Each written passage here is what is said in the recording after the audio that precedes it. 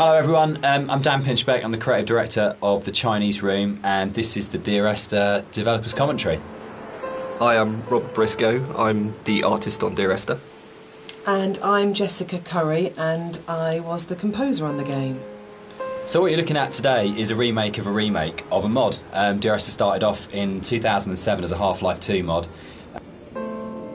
So you'll see around you in a lot of the environments, there's a lot of detail ingrained into everything.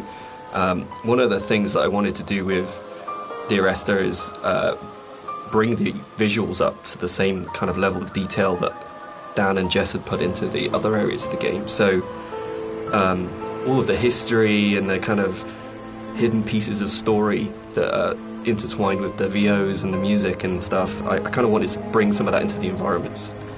So if you look around you, you'll see that there's a lot of... Part of the point about the whole game, I think, was this idea that rather than having a linear, straight-through version of the story, that we could have multiple story units for each place you were. And I was really interested in this idea of how you can open up that space that people can interpret. So I loved the idea that you could have two people that had played this game and then would have a conversation about it, and one of them would say, oh, what did you think about when this happened? And the other person would be like, well, that didn't happen for me. I had a completely different... When I wrote the music for the mod of Dear Esther, there was absolutely no budget whatsoever for live players, so all the music was sampled. But one of the good things about that is it actually forced me to be quite creative about how I wrote the music. So with my background in sound art... Everything about Esther, for me, is a dream. The landscape is not an island, it's the dream of an island. The music is like music that you wake up because you've heard in your sleep, but you're not conscious of hearing it. And the language in the story was supposed to be like that as well. It didn't matter the sense it made, it was more about the kind of the shapes it created, if that makes sense. So that the words would kind of were like being in water, like listening to something underwater. It'd be this very dreamlike, symbolic, poetic thing. And it always... This symbol on the beach, which is the golden ratio, it's one of the only things that's really left explicitly from the mod. In the original mod, there was an awful lot of more kind of symbols and kind of a much more kind of mystical, sort of magical element to the island. There was a lot of very weird stuff in there. And a lot of them came out of the commercial versions. They felt like they were a little bit explicit. And instead, there's a lot more hidden kind of codes and symbols in there. So something I wanted to do as an artist was create some kind of reward for the player when they explore the island. There are some areas of the game where it's a little bit more quieter, there's no music or there's no voiceovers. So I kind of wanted to create a bit of an incentive for people to explore. And you'll find around the island that these kind of like random scattered items that are usually slightly out of place from the environment. This symbol on the beach, which is the golden ratio, it's one of the only things that's really left explicitly from the mod. In the original mod, there was an awful lot of more kind of symbols and kind of a much more kind of mystical, sort of magical element to the island. There was a lot of very weird stuff in there. And a lot of them came out of the commercial version because they felt like they were a little bit explicit. And instead, there's a lot more hidden kind of codes and symbols in there. There's still some stuff which you can only actually see or experience if you are not playing the game, if you're looking at it from editor. We had in the original mods things like trees planted to mirror the shape of the M5, or there's a whole bunch of things that are there to represent star clusters and all. So people have asked why the Dear Esther's set on a Hebridean island. What's really interesting about this is it's one of those times when your kind of aspirations as an artist and the practical realities kind of dovetail. We knew that we had to have some way of limiting the player from disappearing off the play space, and when we made the original, it was a mod, and because it was a Half-Life 2 mod, you kind of had Eastern European city, spaceship, or blasted, desolate landscape, where you had three options if you didn't want to start making any other assets. So it started off with these practical constraints. We don't want to set it on a spaceship.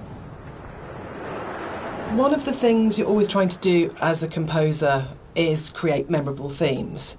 And a slight confession is that probably the most memorable theme, which is Remember in Dear Esther, wasn't actually created for the game.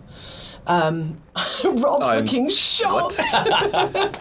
So it was actually from a piece of choral music that I'd written years before, based on a Christina Rossetti poem called Remember.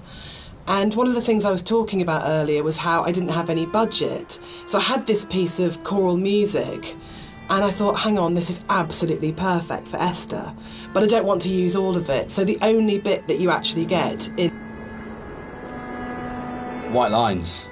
Yeah. They actually did this. It was really cool. I found this historical document. They used to do this on Boré and the Hebrides. If the disease broke out, Really? they'd actually chip out and expose the chalk. So if you're on a boat and you were coming to the island, you know not to land because it was infectious, which is the coolest, most amazing. It's one of those things where you go, it's almost impossible as a writer to come up with something as cool as that. It just has to be something that was actually done. And it's so sad as well. And I love this bit and the fact that we can do it because it feels really real because it references a real thing. And I don't know, there's something really special about that. But it was always one of those bits in the game that I thought, we've got to be able to represent this somehow. We have. Something that I wanted to bring through in the art of the game was the same kind of fidelity that you find in both Jessica's music and Dan's writing, in the same kind of way that you have all of these little details, these very close attentions to detail that kind of really bring richness to the story. And something that was missing in the original mod version was...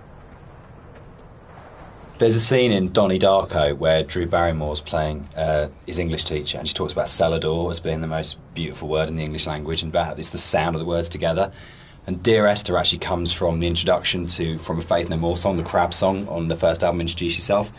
And there's a point where, I think it's Chuck at that point, is the vocalist, before Mike Patton, just says, Dear Esther. And it really lodged with me, because the sound Dear Esther just has a really amazing sound to it. And I think when we started making it, and the idea of it being this series of letters to someone came through, it just came straight back out of going, that's just a really beautiful sounding combination of words. And I think that really sums up the whole approach to the writing in Dear Esther of what's the most beautiful combination of words and images we can put together, and to do it that way rather than writing a traditional plot as such. So yeah, Dear Esther, Faith No More and Doom, that's where it comes from.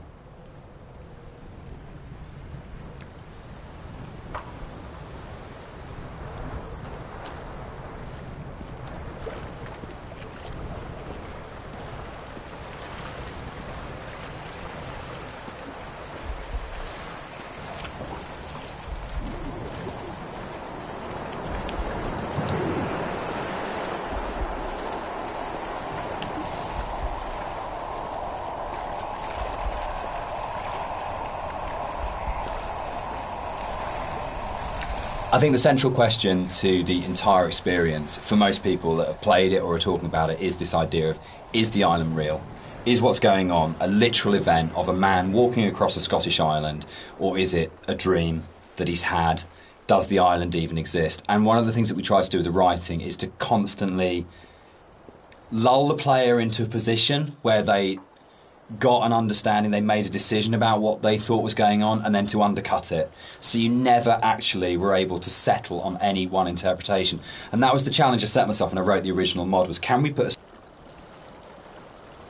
One of the things that's been most commented on with the audio and the music in Dear Esther is how sparse it is. And that was a really deliberate tactic. I wanted to leave room for the player to think and to dream and to wonder and to put their own interpretation into what was happening. And I think the problem with so much modern media is how bombarded we are constantly. It's the kind of MTV, flash in your face, constant music. And Dan and I watch a lot of drama together, and that really is constant endless, music. which is constantly telling you what you should feel, like really clearly, and it's like being kind of beaten up by the music sometimes. And when you read a lot of reviews of Dear Esther, So there's a lot of places in the game where you see a lot of strange things, and this is very deliberate. One of the things we wanted to do is just kind of like not spoon feed the player every little piece of story. We kind of just, some things are literally just in there to just kind of let you think and let you decide on whatever you want to bring to the story yourself. It's kind of like I approached it like an impressionist painting, where you've got like this kind of very vague outline of things, but if you stare at it enough, you can kind of like fill in the spaces, and kind of the image comes together on its own. So a lot of these kind of strange pieces of geography and stuff, that's really kind of deliberate in some ways, just to kind of keep the player's mind open and kind of bring their own interpretations of the story through that.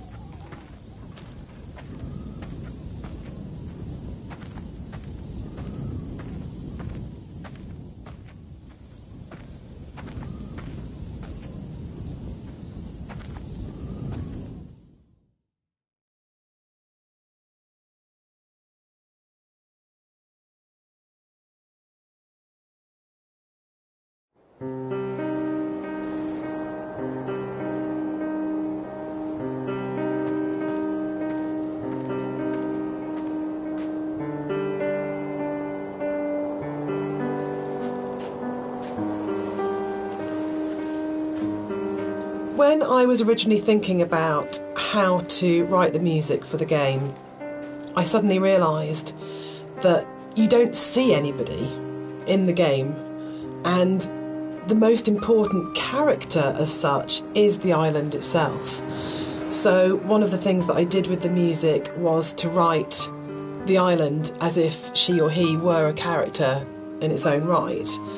And that's really important, I think, that you're going through this space. And all right, let's talk about walking. Let's do it. We're gonna address the elephant in the room, the very, very slow-moving elephant in the room. So this might be a longer conversation because it kind of fits with that.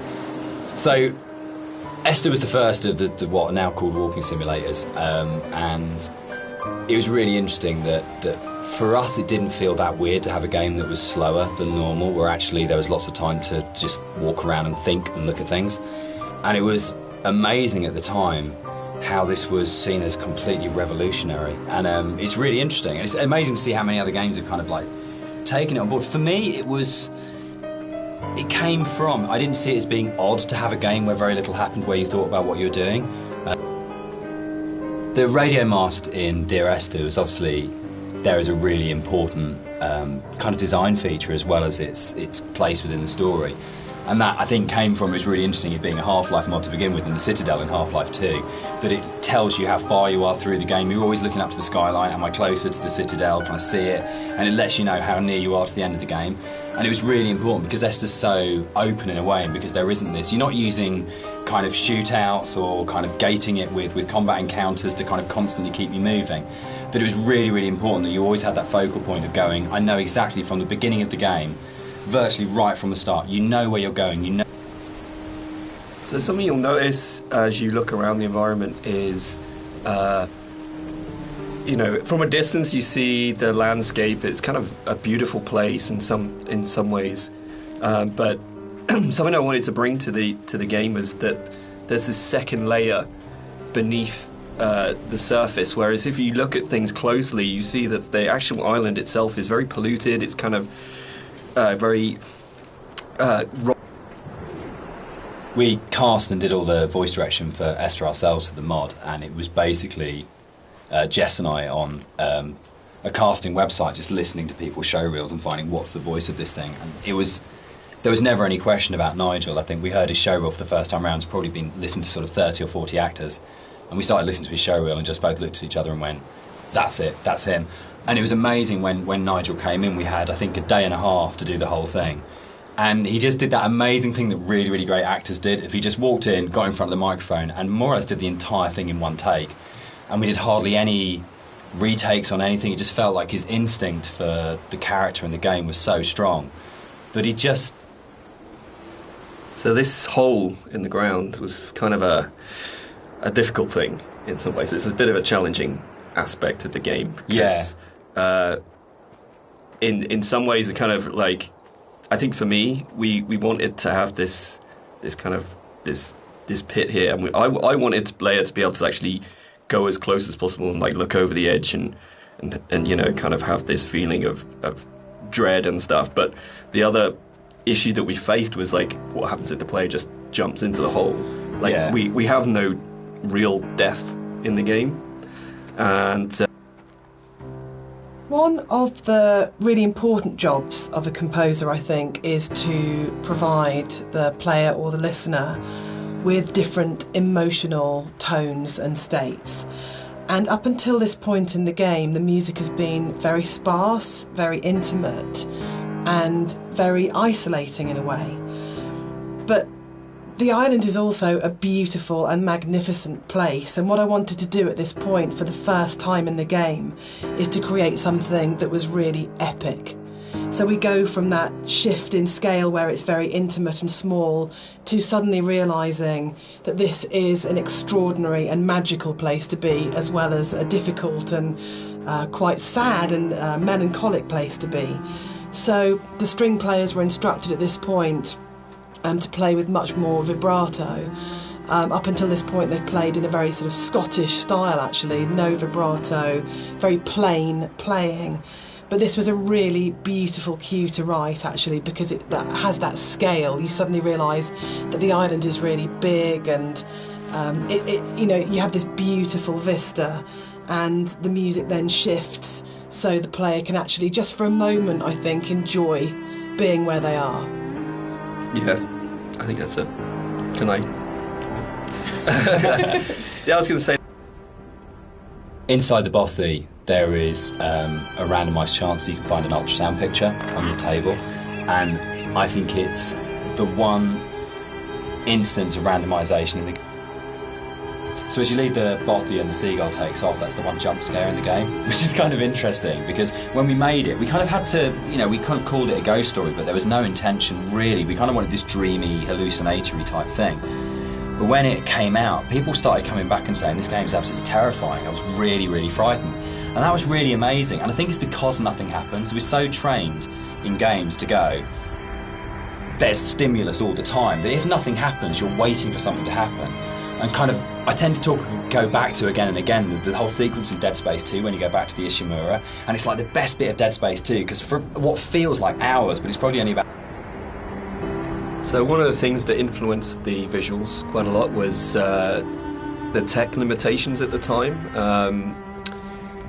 and also the kind of themes of the game. Like, tech-wise, we were never ever gonna kind of achieve photorealism. And I think that was a good thing. I mean, really, it made us sort of stretch out into other areas, and for me as an artist, it kind of made me think a little bit more creatively. I did a few tests at the beginning. We should probably talk about some of the inspirations behind it. I'm on a strict you don't talk about Stalker kind of thing going on here. But when Rob and I started talking, I think one of the first things that we kind of discovered was how much we're both obsessed with Stalker. And I think that was one of the major things behind it in terms of when people talk about game inspirations. I mean, for me, there's a lot of FPS stuff in there, Doom, System Shock, but I think Stalker probably more than anything else. And Roadside Picnic, the Strugatsky novel that Stalker's based on, of the idea of this incredible space that you didn't understand, that's simultaneously beautiful and threatening. And I think sort of Tarkovsky's kind of films kind of play into that as well, particularly his version of Stalker, that you want to have this place that you feel rather than think about.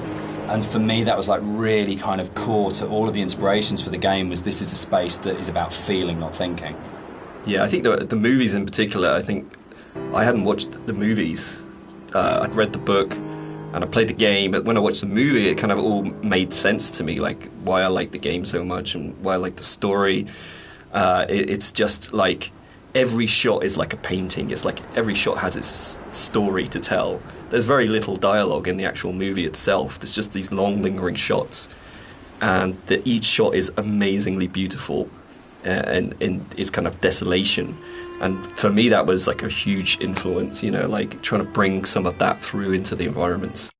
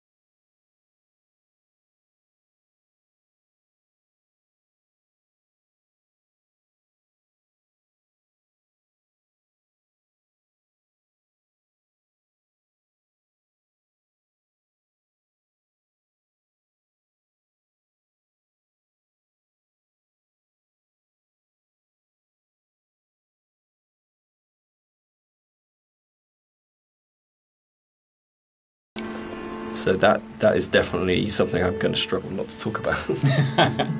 But the game as well. I'd say the actual Stalker game has a big place in my heart. Like gaming-wise, it's one of the reasons I got into game art in the first place. Yeah. So that to me is a big part of it too.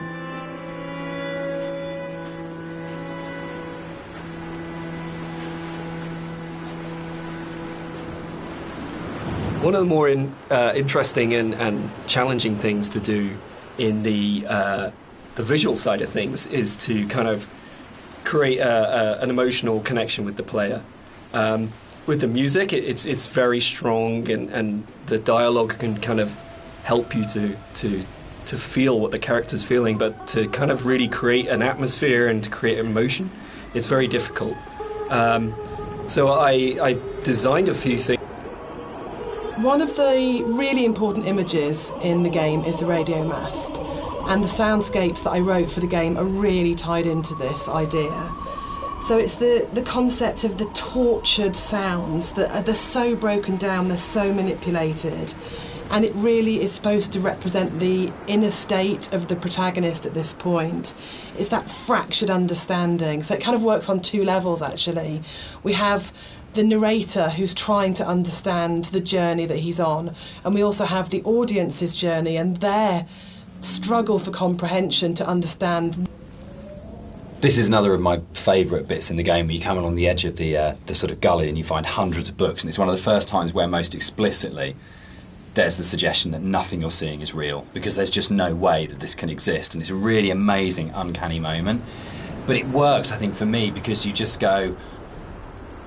One of the really important images in the game is the radio mast, and the soundscapes that I wrote for the game are really tied into this idea. So it's the concept of the tortured sounds that they're so broken down, they're so manipulated, and it really is supposed to represent the inner state of the protagonist at this point. It's that fractured understanding. So it kind of works on two levels, actually. We have the narrator who's trying to understand the journey that he's on, and we also have the audience's journey and their struggle for comprehension to understand what's going on in the game. So this distortion, this breaking down, this fragmented, kind of tortured sound really ties into the idea of the radio mast and that idea of communication, actually, that the game is trying to communicate something to you, the narrator's trying to tell you something, but it's so difficult to understand what that is.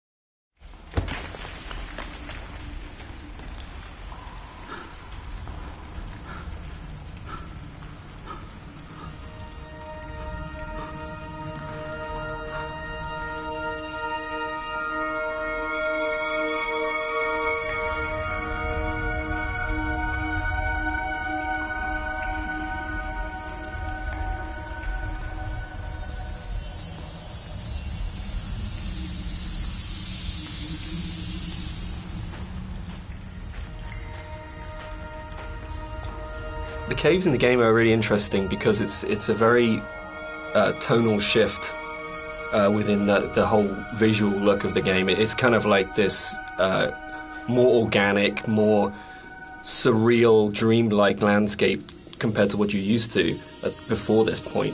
It's we kind of used the visuals and this kind of unreal theme very subtly, but here it's kind of at the forefront. And it's, to me, has kind of been designed as this kind of journey through the inner self, through the body, and it's really.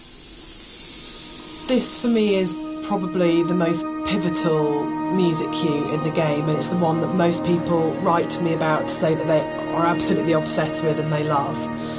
It's the only music cue that has singing, it has a female voice, and I think that's a really important shift for me. I just want to say that I think you can divide caves in games into pre and post Dear Esther. I think that it's just a way of breaking away from reality into saying what you can do with these spaces that actually makes them this incredibly, much more vividly colourful and much more kind of interpretative and look for it. And it's really interesting that I look at caves now in games and I find myself going, that's a very Rob Briscoe cave. And I think that's an amazing thing to have achieved. So I think it's one of those. It's great paying other people's work compliments. I enjoy that because you never feel like you're being big-headed about it. I think when you're designing a game, it's very easy to get very locked into what the system can do. And you're trying to deal with all the different variations of things that if a player does this, then this. And we have to deal with the consequence here. And our lead designer, Andrew, and I talk about this all the time, about you might have an idea, but then how does this radiate out throughout the entire system? And you get very caught in the idea of what the system has to be and how robust the system has to be and this kind of thing. And I think what's really important as a sort of a designer, as a creative, is that understanding that actually the real game is happening in the player's head, and that the system can be whatever you want it to be, but if the game isn't running in the player's head as opposed to on the screen, then you're missing a trick. You're not letting the game be everything it could be. And I think the great thing about working with a game as simple as Esther in a way is that those sort of consequences of player interaction, there's not a... What's really important to me is that Dear Esther started out as a Half-Life 2 mod, and if the Half-Life 2 modding community hadn't championed it and celebrated it and downloaded it a lot and talked about it and loved it, then it would never have been a game. So it's never really bothered me, the kind of is it a game conversation, because as far as I can see it, Dear Esther and like everything that's come after it that's been inspired by it, this was championed by Half-Life 2 modders, and they made it what... Dear Esther was my first foray into writing music for games, and I actually approached it very traditionally, so more as a film score than a traditional interactive game music score. And what's really interesting for me is that the lack of interactivity in the music was never a problem for anybody that played the game. And that's a separate discussion, but there's a big schism between game music composers of how much the music should be following the player at all times in terms of interactive music.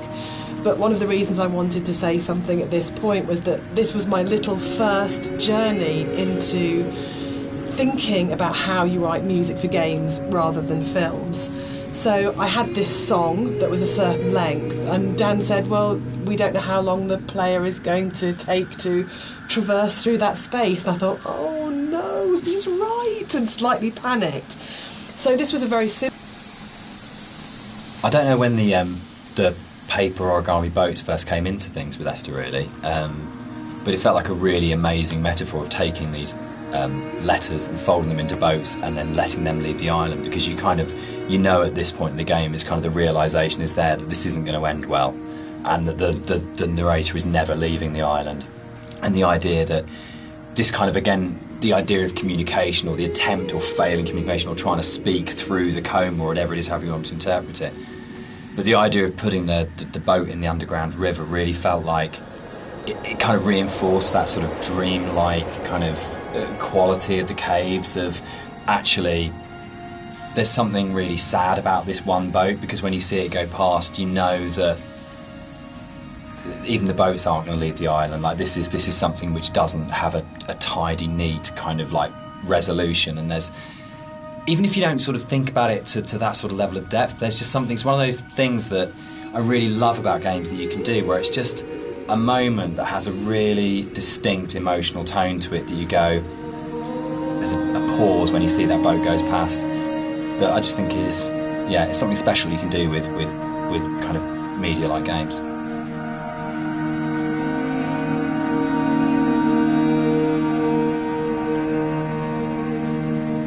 In a lot of ways, the caves were the hardest area of the game to actually write, because we knew we didn't want to have much voiceover in there. I think because of the strength of the music, and this goes right back to the original mod, we wanted that to be the voice and for it to be a chance for Esther to speak rather than the narrator.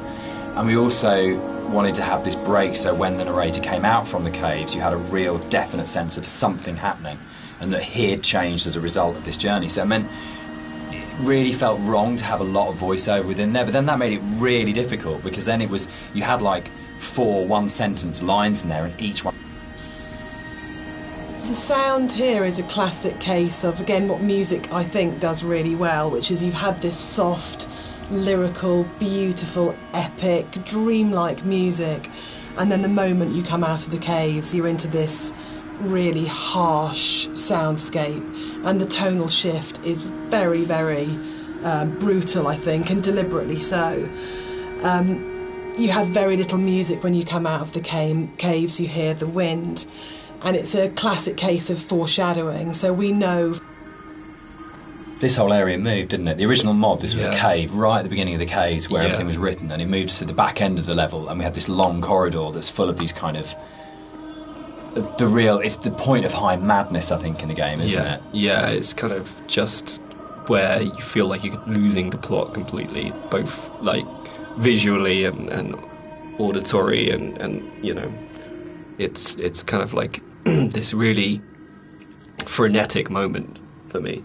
I think it's where you feel most that you're underneath a mountain, and you feel the weight of that mountain, and just I loved the idea when we were, you know, putting through it of what would it actually take to do this, like to actually paint all these symbols and what is going on. And it really is quite an explicit kind of thing of madness, of going, you would have to be insane or very, very disturbed to actually do this, and what is the process that this person's trying to work through, what they trying to achieve by this. And I think it really strengthened it, making it a crawl through a tunnel as opposed to just a static location. Yeah, I think it's the consistency and the This is a bit more of a contentious one because we disagree on this one. I struggle with this. With the points in the caves where you duck above and below the water, and you have to have that transition of audio. And I love the audio on both sides of the surface tension of the water, but I really struggle with you breaking water because it's such a hard edge to the sound. And I don't think there's any other way around that. And you need to have those moments where you do go underwater because it's so important. But it's one of the areas that's never sat very comfortably with me, because I feel like in a level which hasn't got a single edge in it.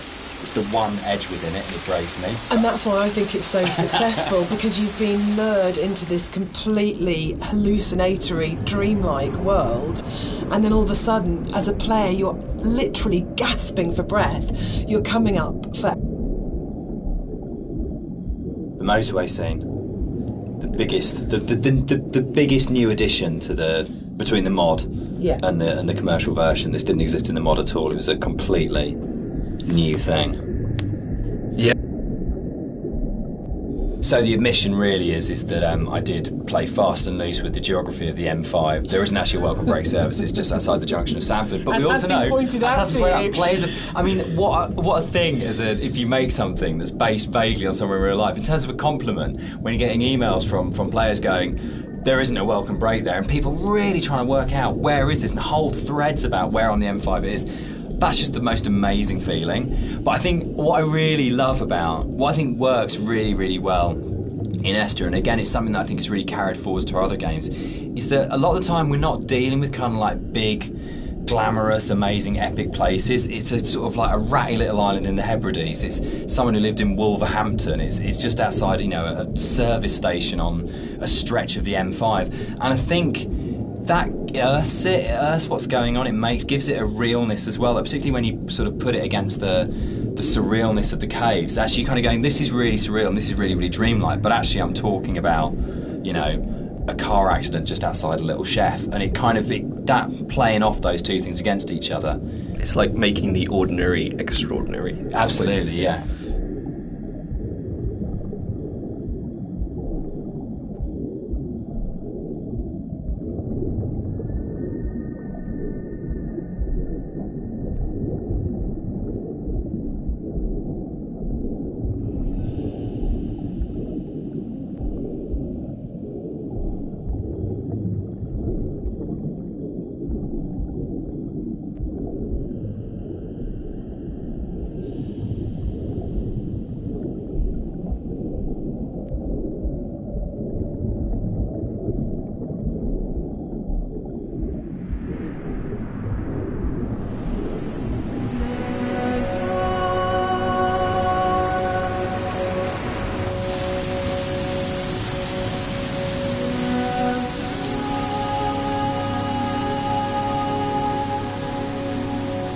This scene for me is like really, really iconic because it kind of brings this idea of the caves being an inward journey through the body together. It's really kind of like a symbol of rebirth, and it actually brings together a lot of the visual goals that I wanted to achieve with a lot of the symbolism in the game. Like I've talked a little bit about how the environment was kind of designed to provoke emotions, and kind of the impressionistic style gives you just enough information to make you think of things and feel things.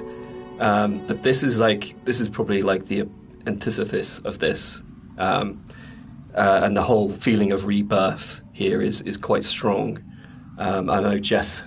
Yeah, the music's really supporting that. Yeah, because we've gone, she sings always, always throughout, we've got always, always, and then she sings never, and a moment of absolute soaring. It's the climax of the music. As you come out of the water and the music kind of swells, and you just kind of, it is like a moment of change has happened in some way, and it's rebirth, isn't it? For me, it's his moment of clarity and acceptance and understanding of the reality of what's happened. And you're literally moving towards the light at the end of the tunnel. You're actually doing that as you go through. But the music, especially, I think before the music got layered in, that scene was nowhere near as kind of powerful for me. Like that kind of just totally made it.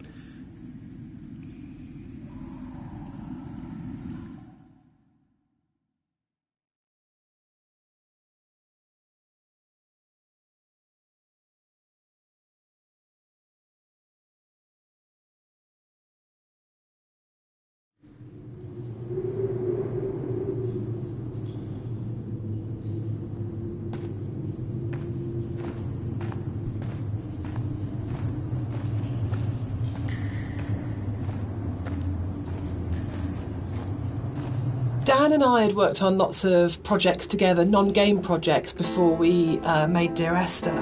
And I think the thing that links all of the projects that we've worked on together is that idea of hidden stories and layers of stories.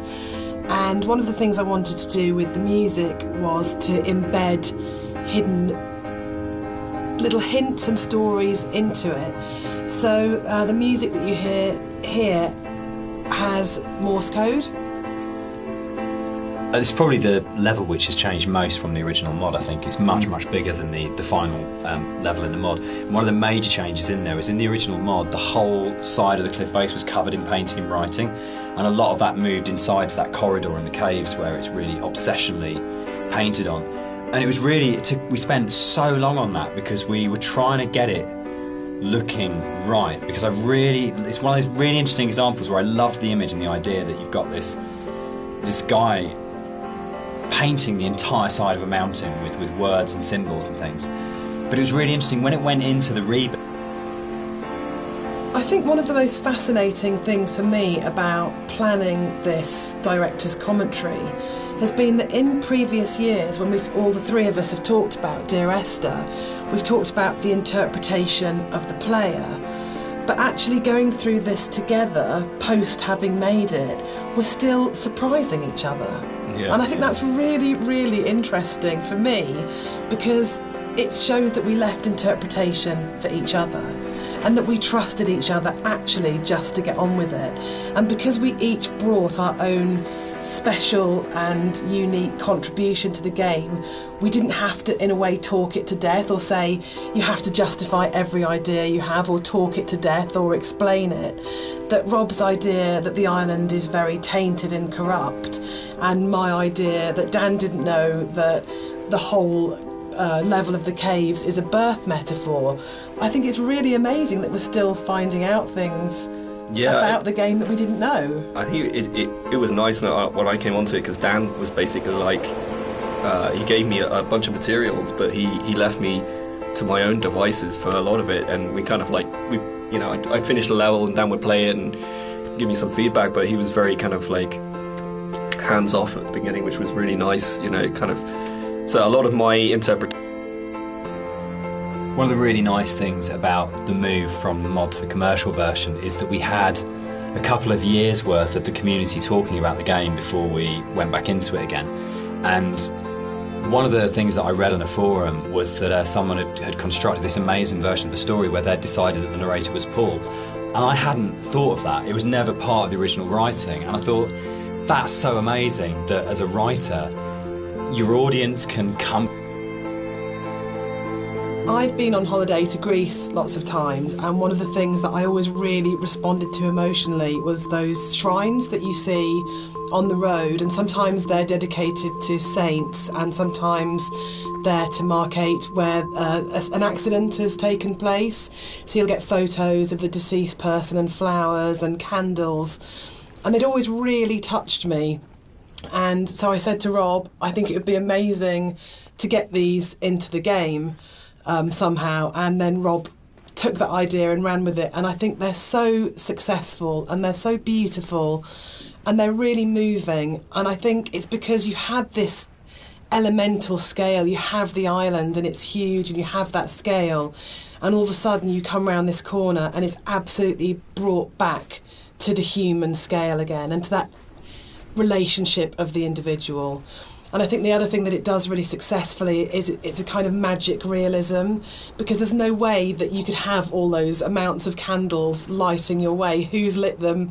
The island is empty. Who's put those shrines there? But I just think it's a really lovely bit of environmental storytelling, actually.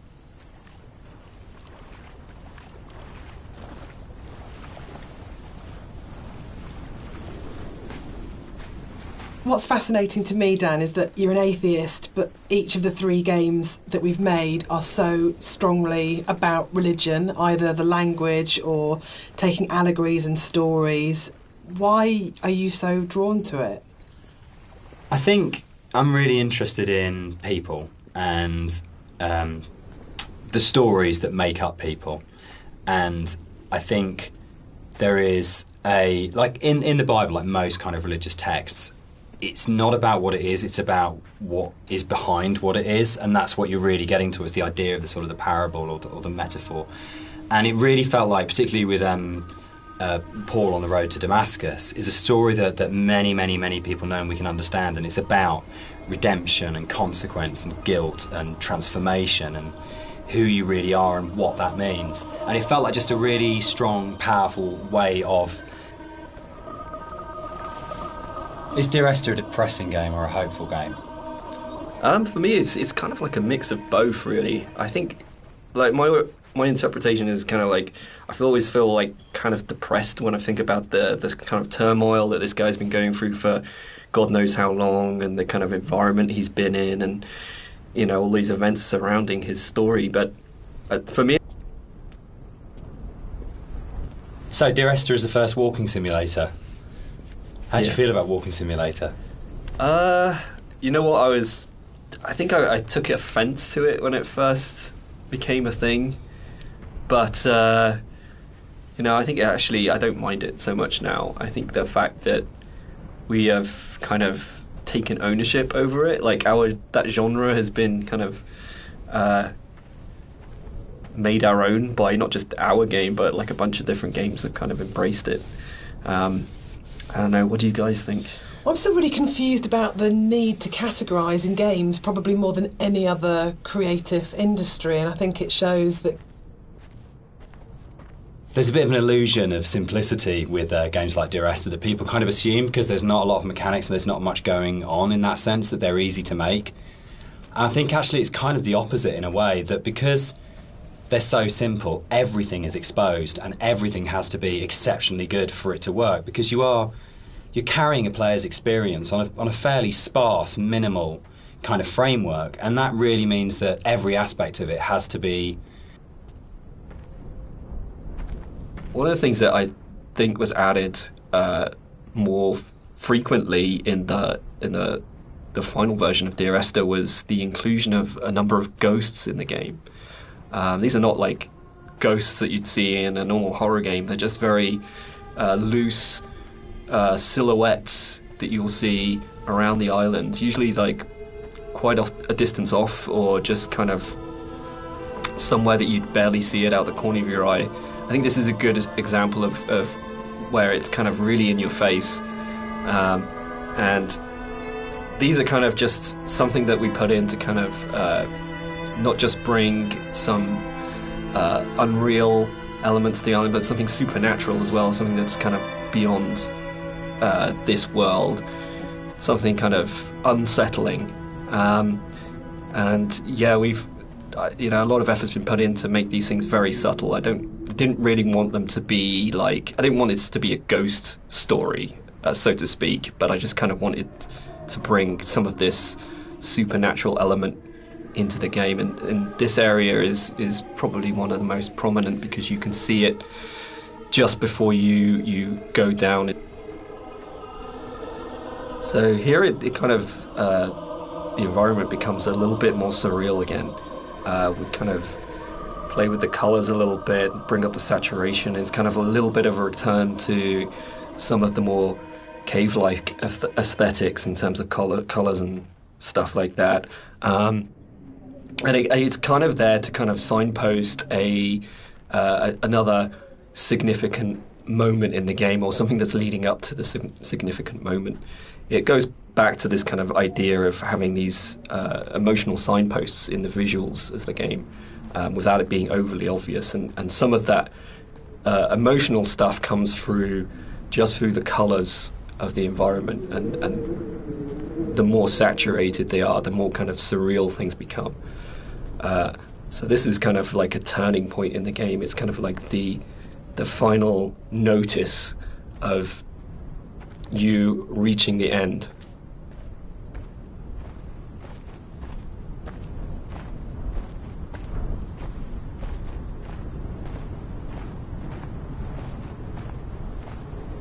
The overlook, the point about this to me is that it's probably the voiceover in the game that kind of sums up the whole story and the experience. It's almost like a recap of everything that's gone before you start the final climb.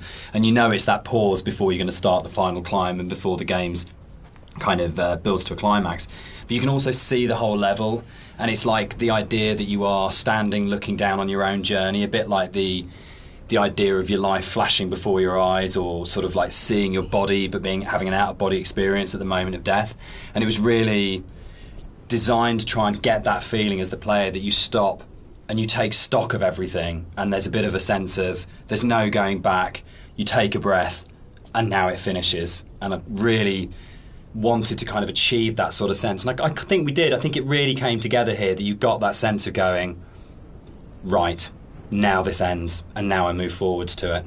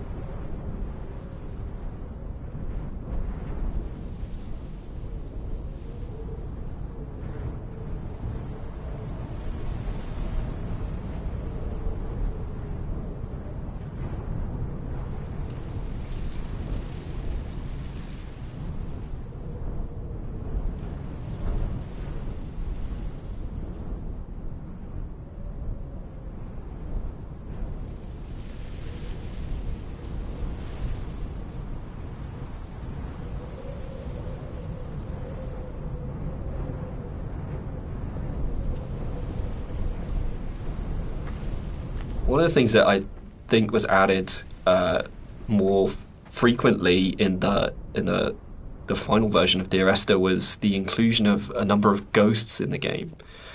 These are not like ghosts that you'd see in a normal horror game. They're just very loose silhouettes that you'll see around the island, usually like quite a distance off, or just kind of somewhere that you'd barely see it out the corner of your eye. I think this is a good example of where it's kind of really in your face. And these are kind of just something that we put in to kind of not just bring some unreal elements to the island, but something supernatural as well, something that's kind of beyond this world, something kind of unsettling. And yeah, we've a lot of effort's been put in to make these things very subtle. I didn't really want them to be like, I didn't want it to be a ghost story, so to speak, but I just kind of wanted to bring some of this supernatural element into the game, and this area is probably... There's a bit of an illusion of simplicity with games like Dear Esther that people kind of assume, because there's not a lot of mechanics and there's not much going on in that sense, that they're easy to make. And I think actually it's kind of the opposite in a way, that because they're so simple, everything is exposed and everything has to be exceptionally good for it to work, because you're carrying a player's experience on a fairly sparse, minimal kind of framework, and that really means that every aspect of it has to be produced at a really high quality and has to be done with a lot of passion and a lot of thought. There's nowhere to hide in a game like Esther. The last level ended up being quite a lot bigger than the original mod, and it's also the one where actually the movement around it is in a way the most artificial. There's the big zigzagging cliff path that basically it's like a series of straight lines from point to point. There isn't a lot of movement, and one of the things that was really difficult to do with that was to not make it feel too much like a corridor and to give it that sort of sense of space and that you were actually exploring somewhere quite natural. I think, Rob, there was stuff which you put in there, like little new beat moments, like the ruins at the edge of the cliff, that just helped the player feel like they were on a journey rather than being pushed through a pipe. Yeah, it was kind of just giving the player the reward for continuing on, and it, kind of still giving them some aspect of exploration and things to discover. I mean, the journey in this one is mostly vertical. But in the spaces where you are going horizontally, there's at least in the original mod, there wasn't a lot to see or do. So I just tried like layering in some very subtle things that didn't necessarily add huge arcs to the story, but just kind of added little questions more than anything else. Like I added the dock there with at the end. There's lots of little bits and pieces that have kind of been layered in to really just make it a lot more of an interesting place despite the size.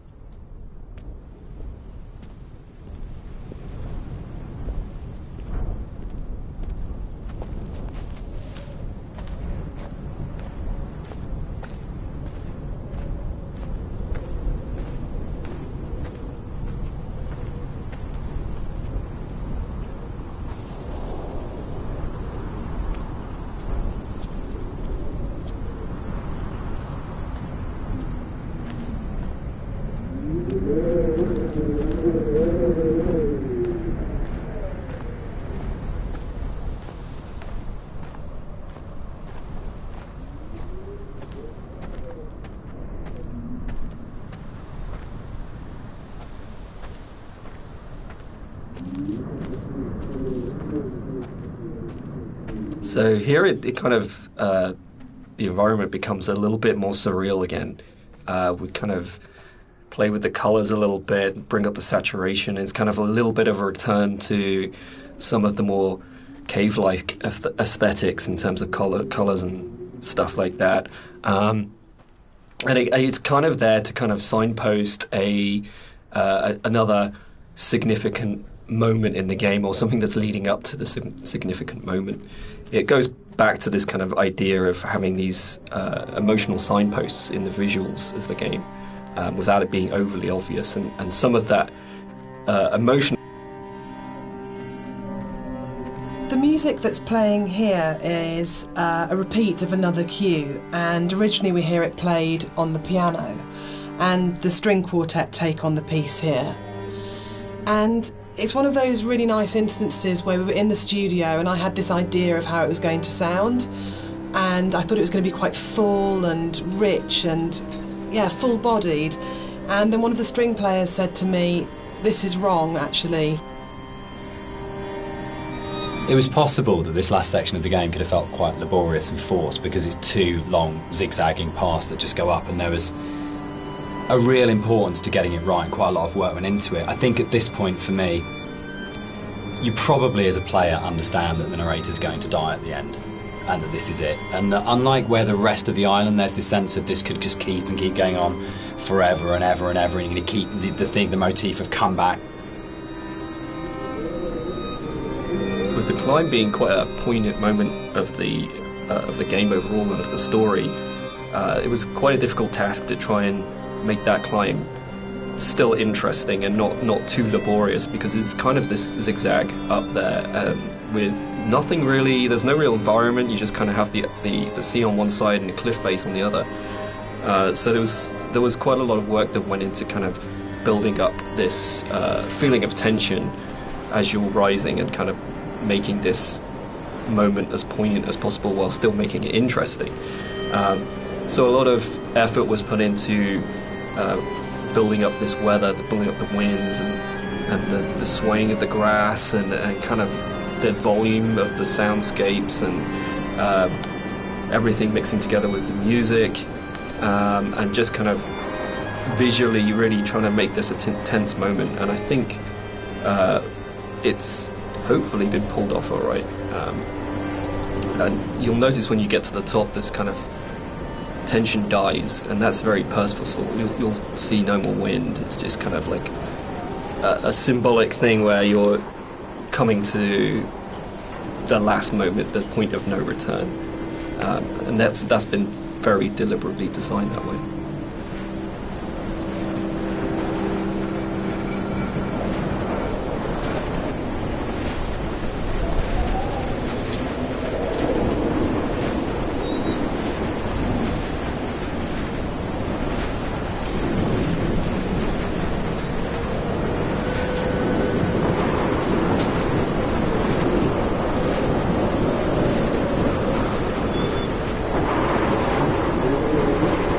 We had a lot of debates, didn't we, about the ending of the game and whether the player should retain control or whether it was okay to go to a cutscene at this point.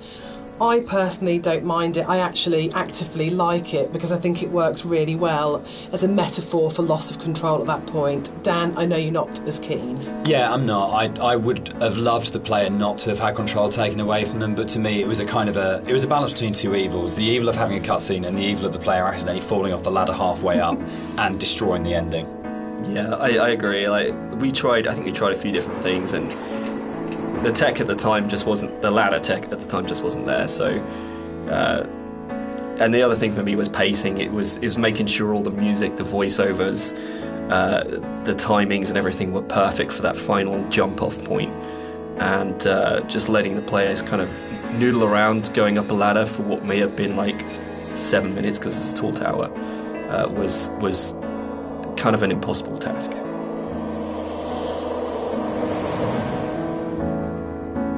One of the things that I enjoyed the most on working on Dear Esther was Rob's beautiful visuals were so inspiring, but Dan's words are always so amazing to write to. I think that's where we start as a partnership. And the music at the end was so easy to write because that last voiceover, it's the pinnacle of the writing to me, as it should be, because it's the last VO, so you would have failed if it wasn't good, but it is just so beautiful and moving. And for me, talking about whether it's a hopeful ending, the music is really hopeful at this point, and it signifies to me transformation, freedom, escape, acceptance. Yeah, and it was just a beautiful cue to write, actually.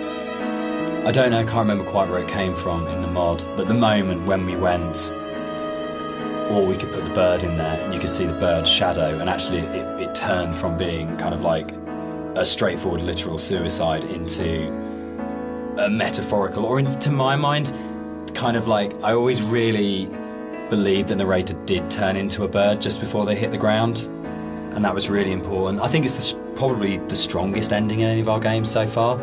But yeah, I'm very proud of the way everything came together in that last section.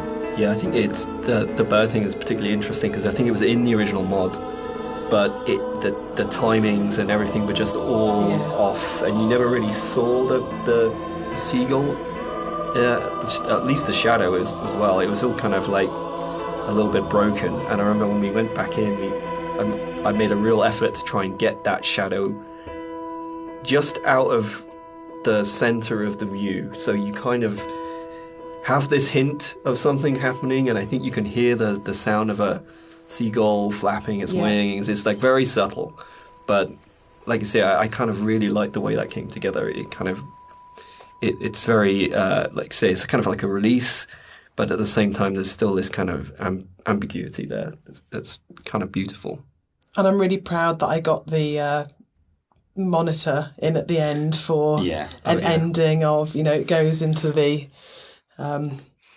hospital monitor, signifying the flat line. And I think it's it's one of those moments where you never want to be so clever that people notice it and it takes them out of the moment, but it just flows in through the music, and it just feels like everything comes together at that last point. That last VO, Rob's amazing visuals and the music, and it feels like a really, really strong and beautiful ending. And then in the last second, Nigel Carrington's delivery of just those two words have come back, where he just pitch perfect. Yeah.